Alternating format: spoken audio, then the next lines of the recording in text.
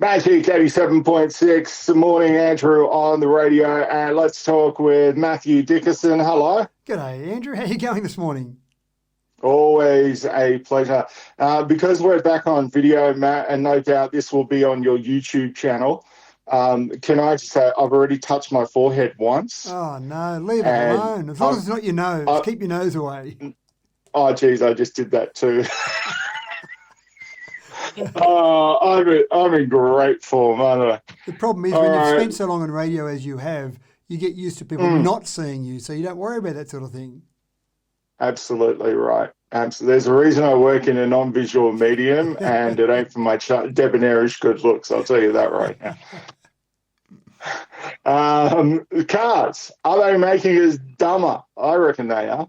Well, that's the accusation, if you like, from driving instructors at the moment. But the smarter the cars are getting, the dumber, and maybe dumber's too harsh, but the dumber drivers are getting. Because we've got so many safety features in cars now, they keep you in the right lane, for example. They warn you if you're going over speed. They tell you if you're getting too close to a car in front or if a car in front starts braking. Then because of all these, driving instructors are saying that drivers are becoming complacent and maybe just a little bit arrogant as well, thinking, well, my car will solve all the problems for me. I don't need to worry about driving the way I used to drive. And some of the driving instructors have got 30, 40 years experience in teaching people how to drive, and they go back to many years ago, before we had ABS, before the tyres were as good, before we had all these safety features.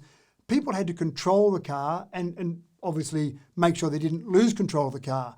But they said now, when people go for their licence, they can do a hill start, reverse park, three-point turn, away you go, and you don't even get tested again until maybe you're in your 80s, when you have to start proving that you can still drive a car. So some of the car manufacturers obviously are getting closer and closer to that full autonomous driving. All these little safety features are helping, but maybe in some ways they're not helping. And one of the stats that they quoted, there's $27 billion it costs with car crashes in Australia each year, an incredible number. But 30% of those crashes are people running into the back of another car. And the driving instructors are saying that's for two reasons. One, people are tailgating, obviously. They're just driving too close, so they're not aware of that distance. Yeah. Or they're not paying attention and maybe relying on the car. So they might check their text message. They might be looking at some trees as they drive along. And before they know it, they're running to the back of a car. And the car would give them a warning, for example, that they're getting too close, or it starts beeping at them, or it may even start helping them brake. But again, if you start relying on those features in a car, suddenly you forget that you need to be in control of the car and relying on those as aids, not relying on those things to actually drive the car. So it's a pretty good warning, I thought. Oh, absolutely. There are people that need this stuff, because we're at one of the roundabouts in Mudgee here, and all of a sudden, straight through it, girl didn't even see it, too busy looking at her phone. Yeah. It's, Probably right. There's lots it's of terrible. distractions. I remember a driving instructor that we had many years ago came and did a talk at one of our schools when we were all at the stage of getting our L's and P's. Oh, excuse me. And he actually said when he gets in the car, make sure the radio's off and there's no distractions in the car. There's no bits of loose paper, nothing sitting around in the console, because he doesn't want anything at all to distract him from the important job of controlling the car. Imagine saying to a teenager today, get in the car and don't listen to music. That'd be like saying get in the car and just don't drive anywhere. It's just, Yeah. you can't drive out the door or out the driveway until you got your music playing. We all know the real reason all these safety features in a car, Matt, because like I eventually want to get one of those cars with lane detection, just so I can prove to my wife that I'm not driving too far on the other side of the road. Because that's the number one. Can you just move on? No. Did you go on the cat's eyes? No. Yeah, I heard it. I swear I heard it. I love it when my wife said, didn't you see that pothole? And I say, yeah, I hit it, didn't I? Oh, yeah, I get that one too. Yeah. Absolutely. Now, which company has revisited the top and the number one phone makers after 4 years? Yeah, Apple's hit the top of the charts for the last quarter of 2020. And it's interesting because the market saturation for iPhones in Australia is quite high. It's about 62% market share. So most people in Australia think that Apple's the number one phone manufacturer, but Samsung's been at the top for several years now. And Apple, again, finally hit in the fourth quarter of last year, so the fourth quarter of the calendar year, and probably helped by the launch of their 5G iPhone 12, but they sold 72.9 million phones for the quarter. Samsung were in second place, 62.1 million. Xiaomi third, 43.4. Oppo, 34.4. And then the big drop was Huawei with 34.3 million. That was a drop of 41.1%. And obviously the US government sanctions have really hit Huawei very hard. Overall, sales declined by about 5.4% during the quarter. But again, Apple came out on top. Samsung for the year, though, for the calendar year of 2020, they were still on top with an incredible number of phones. 253 million Samsung phones were sold last calendar year. That was a drop of 14.6%, but still an incredible number. Apple came in second overall with 199 million phones. That is absolutely crazy. But yet, out of those 250 million trillion phones, my one is starting to play up.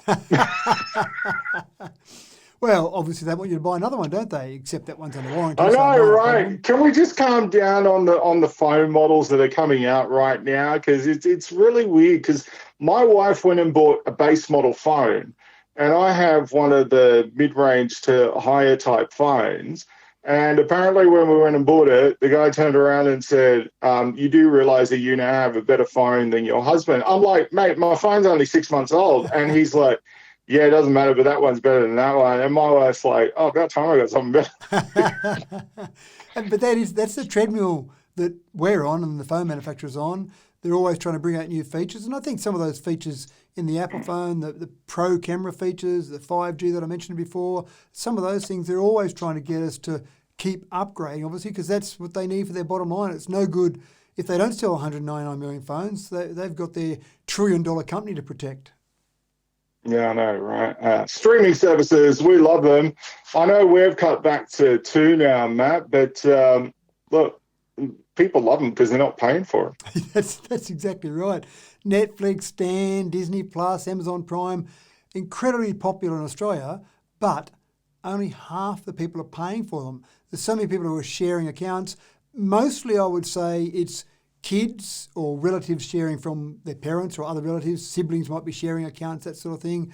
But yeah, look, everyone seems to love them, but you don't want to pay for them. So there's 88% of Australians at the moment who are using some form of streaming service. So that's pretty scary for the TV companies in Australia that are trying to get free-to-air TV out and sell advertising. When 88% are using streaming services, that makes it a pretty tough gig. But again, all those freeloaders out there, around half of those are being paid for by someone else. Gen Z, not surprisingly, were the biggest cohort of freeloaders. About 75% of Gen Zers said that they use one of these services, but they don't pay for it. Gen X were the next biggest with 51%, followed by Gen Y, and then only 20% of baby boomers. Maybe it's in reverse. Maybe some kids have got Netflix and they let their parents use it. I'm not sure. Netflix was the country's number one. 69% of Aussies use this service. That's just an incredible number to have 69% of people across the nation using that. Stan was at number 2 with only 36%. So Netflix is just about double its closest competitor. So it's quite That's incredible. crazy. But the real boost obviously came during the pandemic. 63% of Australians watched more streaming content during the pandemic. Yeah. When we first got Netflix here, we had a 2-screen subscription, and we used to use that for a while, but then all of a sudden we didn't need it, but we kept paying for it like everyone does. That's right. And my in-laws were asking about it and stuff, and I'm going to admit this on that we did that. We gave them our password. And they were, oh, what about when you need to use it? We're like, it's fine. We've got 2 screens. It's fine. You're not going to kick us off. And they're like, are you sure? And we'll give you some money. We were, it's $10. Don't worry for it. It's fine. Yeah. We've all done it. We've all done it. Well, look, I think that's the thing. And that's the data shows that half of us are using services that we're not paying for. Yeah, absolutely.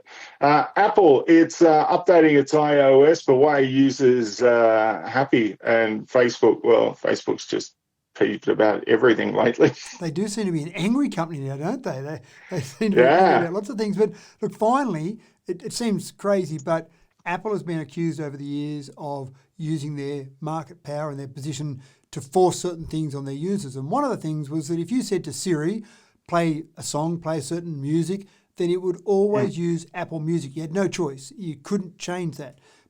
iOS 14.5, which is due out shortly, will allow you to choose whatever music app that you want. So if you use Spotify, for example, you ask Siri to play some music, it will pick that up from Spotify. That's a significant change and a significant admission, I suppose, by Apple that they need to be a little bit better with their users and let the users make some choices on their own. One of the things that they are letting you choose, which is where Facebook is a little bit angry about it all, is that they're letting you choose whether or not you want to share some of your data, some of your ad-related data with other companies like, for example, Facebook. Now, you can still do that. If you love the idea that you went and searched for a new pair of thongs last week, and then every time you open up your browser, you're suddenly getting ads for a new pair of green thongs, then that's okay. But you can also say no to that. So basically, you've got to say yes to targeted ads sharing some of that app, or sharing some of that data, if you like. Facebook is saying that this is an attack on small business. They've taken out full-page ads on the Wall Street Journal. Mark Zuckerberg has been quoted as saying he needs to inflict pain on Apple.